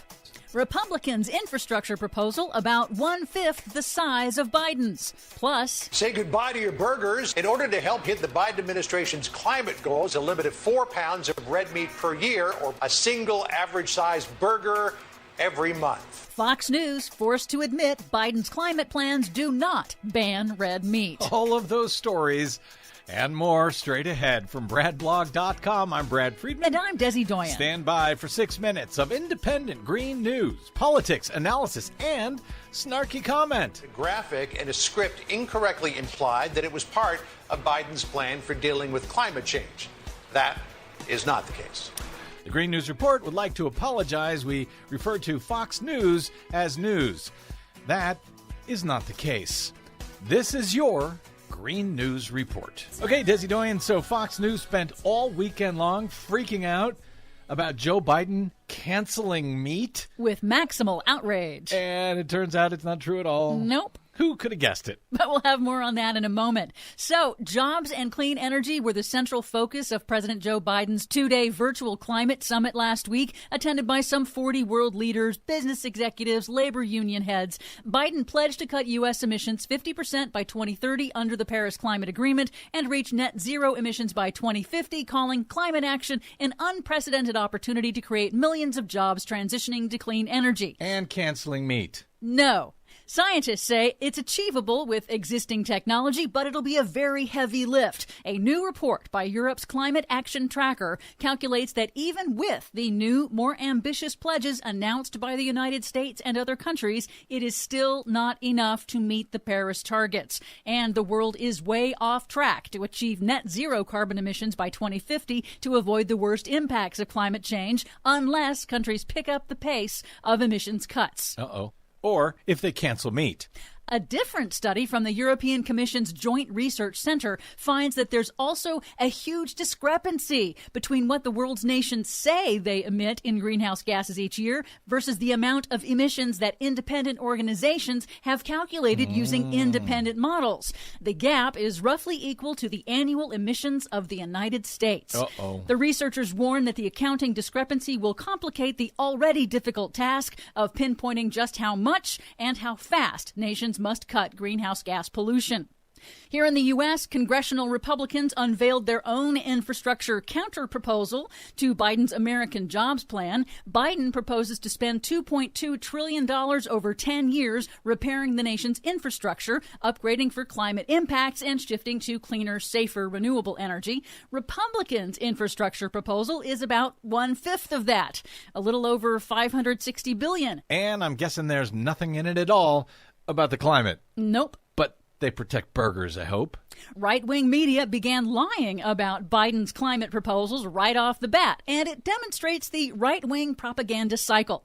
They highlighted a year-old, totally unrelated study that suggests that one way to help reduce emissions would be reducing consumption of red meat. The UK's Daily Mail then baselessly speculated that Biden would ban red meat, and then Fox News and right-wing media ran with that lie so Republicans could denounce the imaginary policy. Fox News did not retract that story for 3 days. Well, you have to have something to be angry about if you're Fox News or Republican. Meanwhile, the Biden administration is moving quickly. The Environmental Protection Agency and the Transportation Department have both rescinded a Trump-era attempt to strip the state of California of its special authority to set its own vehicle tailpipe emissions and pollution standards. Both agencies announced Monday they will restore California's right to set climate limits on cars and SUVs, which many car makers, like General Motors, have already announced that they're going to shift to all-electric vehicles by 2035. Oh, how nice of them. Instead of Republicans trying to use big government to leverage against small states, the Biden administration is actually letting states do what they please when it comes to limiting carbon emissions. Finally, Swedish teen climate activist Greta Thunberg testified to the House Oversight Committee on Earth Day. With her characteristic bluntness, Thunberg correctly criticized the pledges made by countries so far as insufficient and delivered a stark warning to those who would delay action. You still have time to do the right thing and to save your legacies. But that window of time is not going to last for long. We, the young people, are the ones who are going to write about you in the history books. We are the ones who get to decide how you will be remembered. So my advice for you is to choose wisely. Oh, man. For much more on all of these stories and the ones we couldn't get to today, please check out our website at greennews.bradblog.com. Find, follow, and share us planet-wide on the Facebooks and the Twitters at Green News Report. I'm Brad Friedman. And I'm Desi Doyen. Choose wisely. This has been your Green News Report.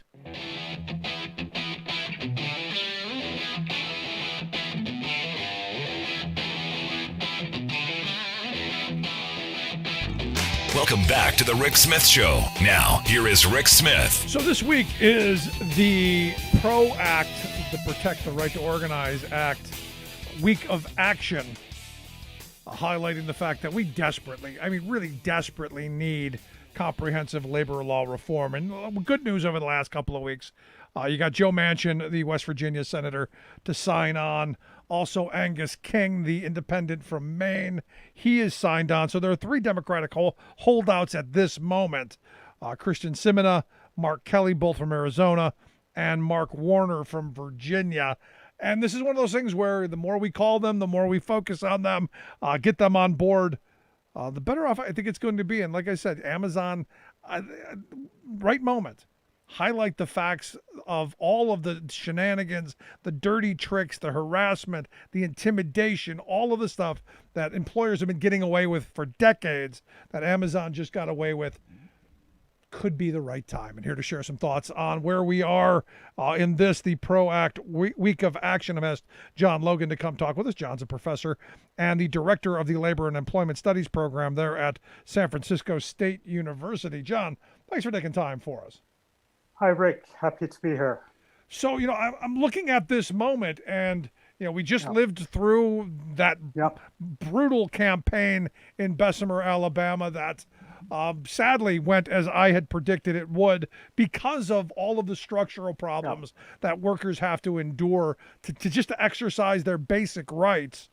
I understand they're now going to some NLRB unfair labor practice hearings. What do we know so far?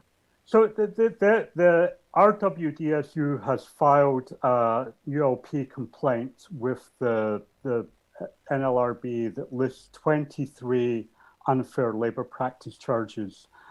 Very serious things potentially. The hearing will start May 7th. As you know, these things drag out, for weeks and months. So, this is not going to be a quick process, I don't think. But I agree with your introduction 100%.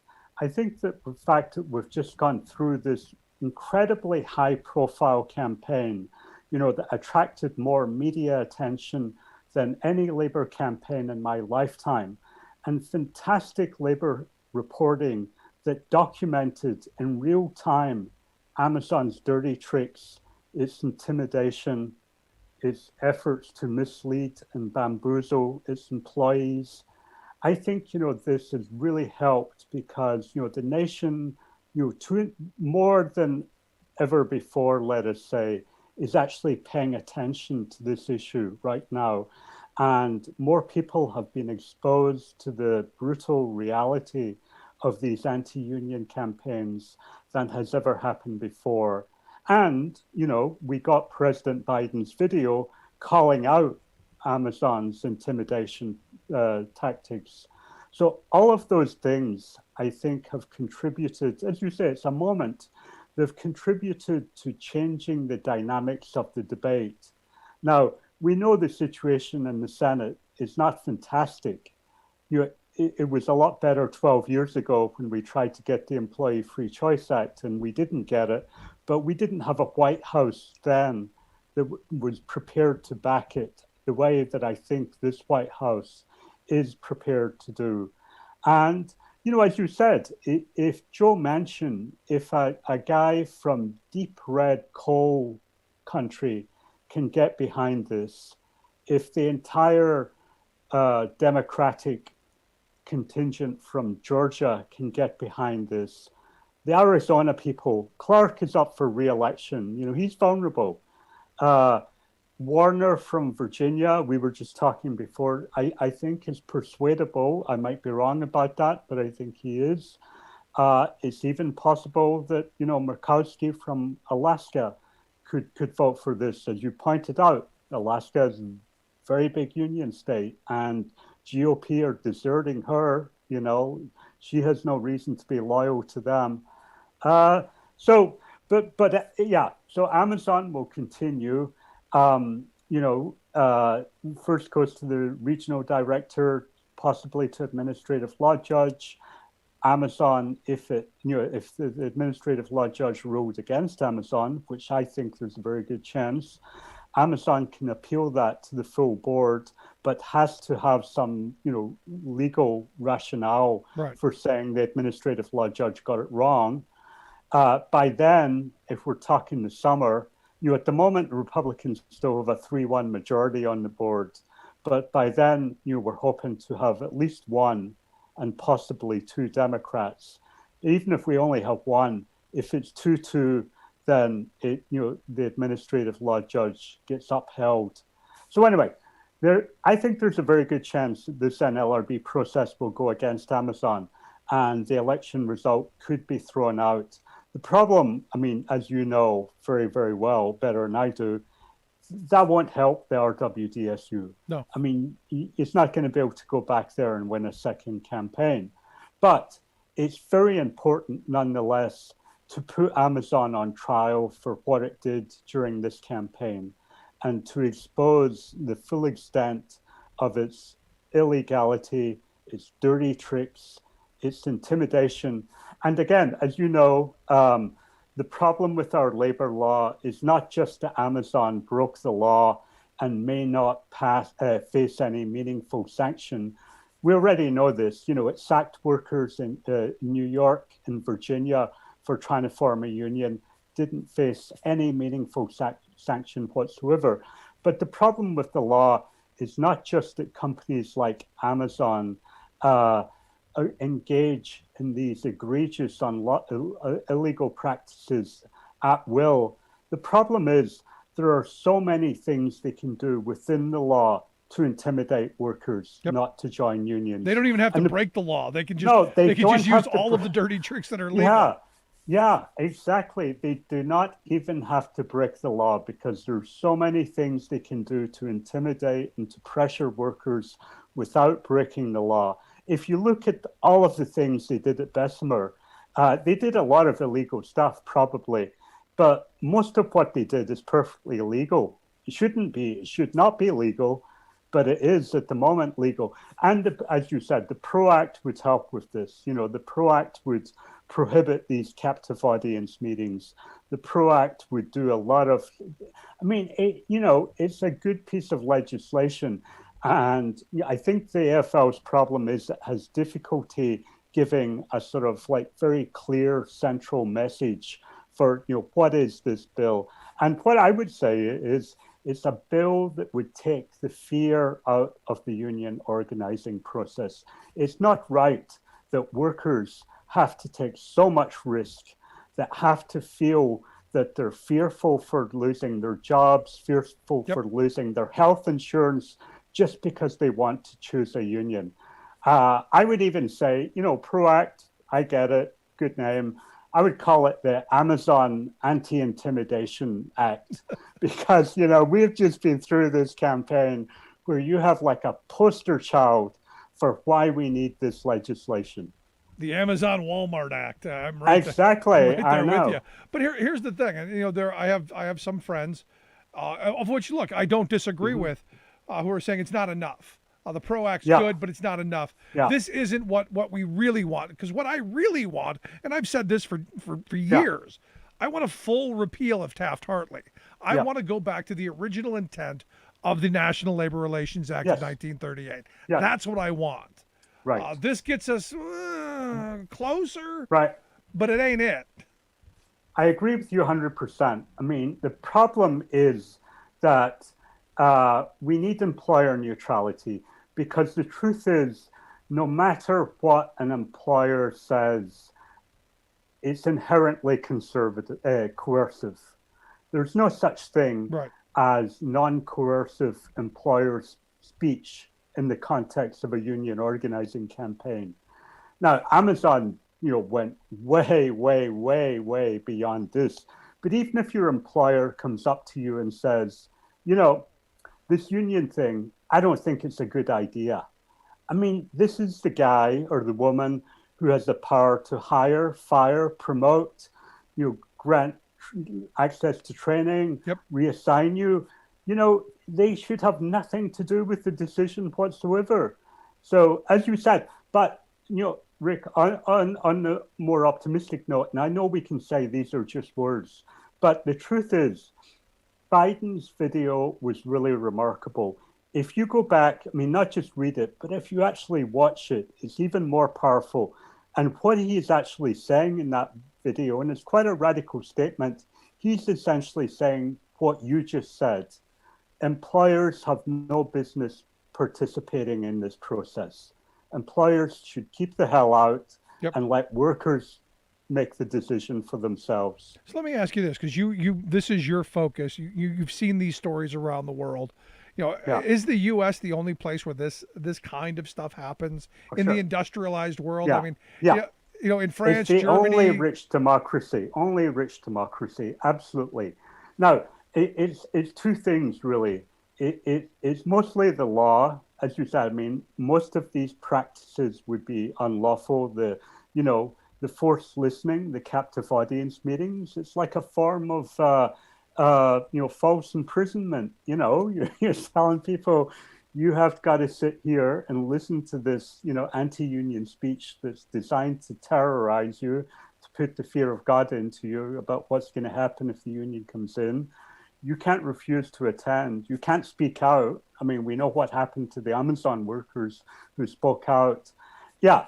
I mean, so many of these tactics.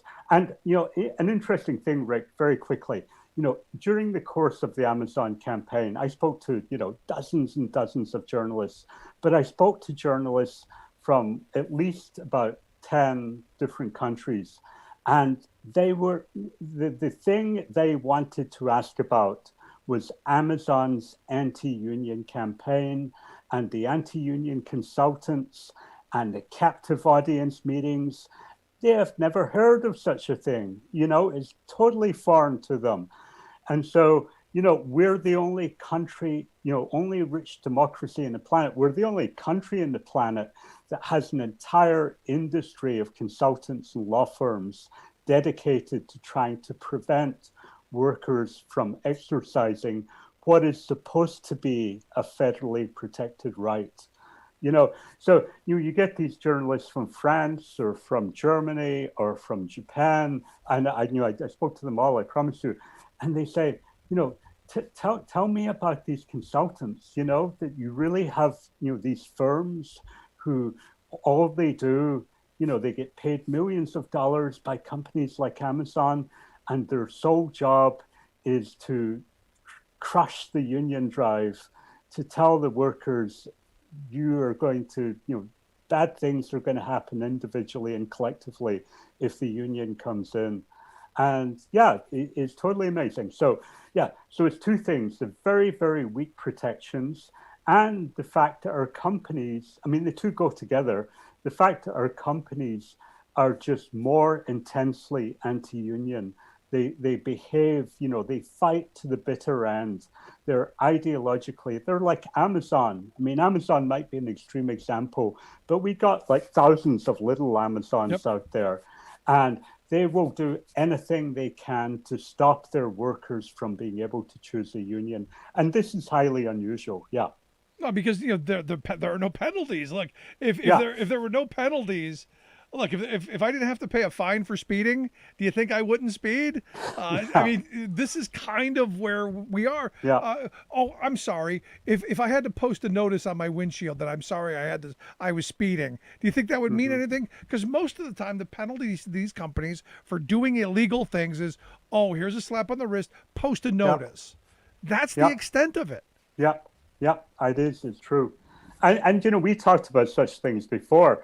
They even, I mean, you will remember all of these business organizations, all of these anti-union front organizations. They wouldn't even allow the Obama NLRB to require the posting of a notice telling workers they have the right to form a union, because this was a violation of their free speech rights. I thought, wait a minute. You're not asking them to post the Communist Manifesto. You're asking them to post the letter of the law of the land, U.S. law. Yep. And they wouldn't accept it, And so I mean, you're right. We need to go beyond the PRO Act, but the PRO Act would be, compared with where we are and the failures under Clinton and Obama, to have any form of meaningful labor law reform. It would be a huge step forward. I mean, and we can build from there. It would really give, I think, a great impetus to we're already seeing the organizing is contagious. I mean, as you said, the RW lost, and we wish it had won, but it lost. It's a very good poster child for the PRO Act. But, people paid attention. We see now organizing Amazon Staten Island. We see it in Chicago. We see it amongst the drivers. You will know more about this than me. But the Teamsters have a huge campaign, for the delivery drivers at Amazon. That's not going to go away. I mean, it will take different forms. It won't all take the form of going up against Amazon in an NLRB election, because, that's how Amazon would like to define the struggle, as Amazon versus the union in an NLRB election, because it knows it can dominate that process like it did at Bessemer. Even if it has to cheat, it will do anything. It will spend millions of dollars, consultants, law firms, captive meetings, mysterious mailboxes, changing the traffic lights, the whole lot of it. It will do anything. But that's not the process. What's happening is Amazon versus its own workers who are struggling for better working conditions. And that's going to continue. And if we got the PRO Act, that would really help them, get collective organization. But they're going to continue struggling no matter what. You're absolutely right. So last question I've got for you, because, look, we're a divided country. We're a divided Senate. What are the chances of this getting through? Look, it's good. It's a good step in the right direction. I'm happy with what's in it. I think it would help boost organizing. I think it would help boost wages and working conditions and all of that stuff. But what are the chances of getting it through? Well, again, I mean, I think you have to be optimistic and think, there's a better chance. Ironically, with far fewer Democrats in the Senate, we have a better chance now than we did 12 years ago under Obama. Because, as you said, Biden is different. He's more committed than Obama was. But the moment is different. And I genuinely think there's something about this moment where it is possible that this could happen. I mean, maybe it will happen as part of the infrastructure bill. Maybe, we'll have to find some way of suspending the filibuster. I mean, we will have to find some way of suspending the filibuster, but I don't think that's impossible. I do think there's a chance that this can happen. And, unions know the stakes. I mean, this, again, better than I do. They know that every time we try and fail, it gets progressively more difficult. So you tried under Clinton to get striker replacement legislation, and you had the Dunlop Commission, and we both failed. You tried under Obama to get the Employee Free Choice Act. And if we fail this time, and it's another 4 years or 8 years or 12 years, it's going to be more difficult then. I agree. So the AFL views this as the last best chance, and I think it's right. I agree. And I think they're deadly serious, and I think there's a possibility. We'll see. And I'm sure you'll come back and you'll share some more as this continues down the road. John, it's always great having you on the program. I appreciate your time. Glad to be on, Rick. Thanks. Good stuff. Our good friend John Logan. Let's take a quick break. Right back to wrap things up. Stick around. You're listening to The Rick Smith Show.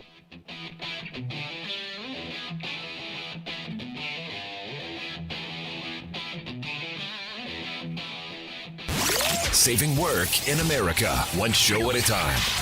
The Rick Smith Show.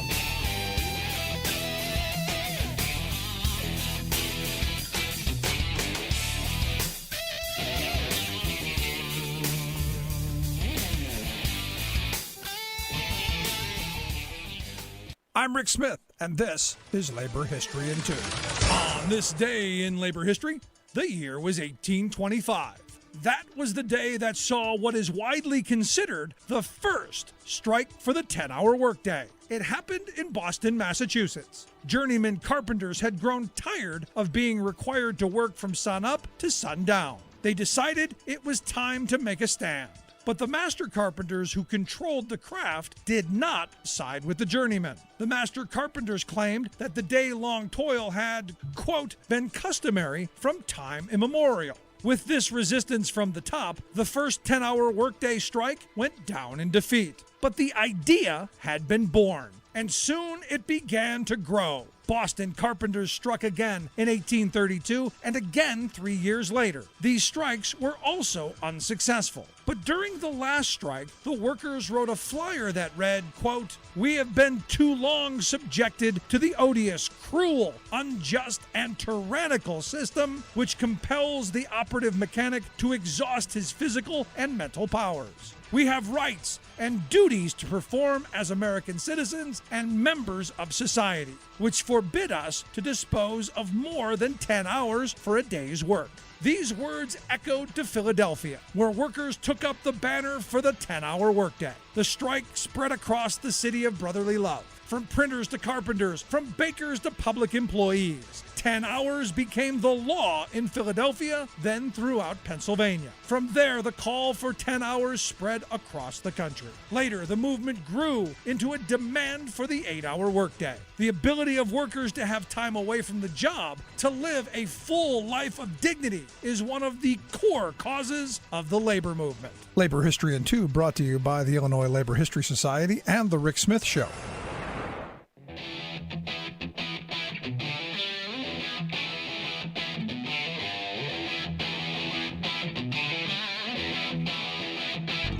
Welcome back to The Rick Smith Show. Now, here is Rick Smith.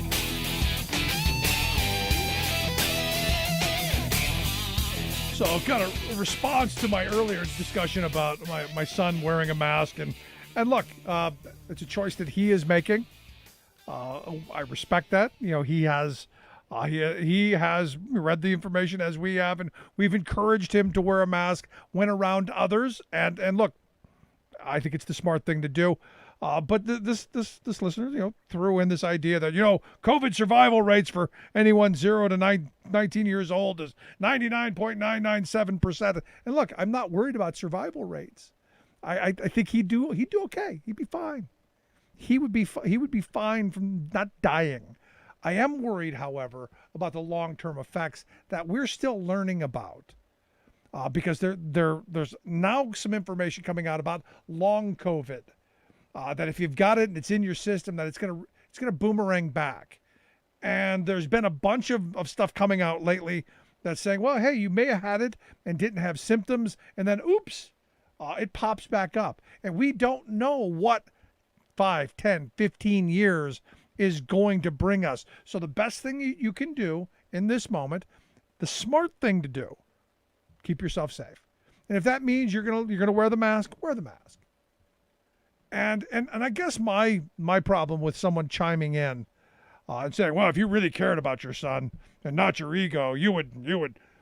No, I care about my kid. I don't have an ego. But outside of this, why do you care what my kid does? Mind your own business. Worry about you. Worry about your family. Don't worry about mine. I do that enough for both of us. But this is, again, one of these things where Do your research. They throw out this statistic. That's not really what I'm concerned about. I'm not concerned about him dying. I am concerned about him bringing it home because he's got grandparents, bringing it home to people who are in the vulnerable category. That's part of it. But also, like I said, this long COVID thing that we don't know much about, the possibility of a boomerang effect, again, we don't know much about it. I look at myself. I get an upper respiratory infection every year, like clockwork, every year. Every year I go through the lungs fill up. I spew nasty, ugly stuff. I get, some antibiotics, clears it up. It's like clockwork, lasts a week. And then I'm okay. It comes back every year. Don't know why. It just does. I worry about that for him down the road and for anyone. So this is, again, one of those, it's, from my view, it's better to err on the side of caution. It's better to protect yourself now. Don't get it. Get some protection. And you don't have to worry about long COVID. Just my thoughts. But hey, I do appreciate the input. Sort of. You can email me, rick@thericksmithshow.com. Tell me I'm wrong. Love to hear it. And we can have the same comments back and forth if you'd like. If you missed any of today's program, thericksmithshow.com. That's where you go to get the podcast. The Rick Smith Show app on the smartphone. Take the program on the go wherever you go. Thanks so much for tuning in. We'll see you back here next time.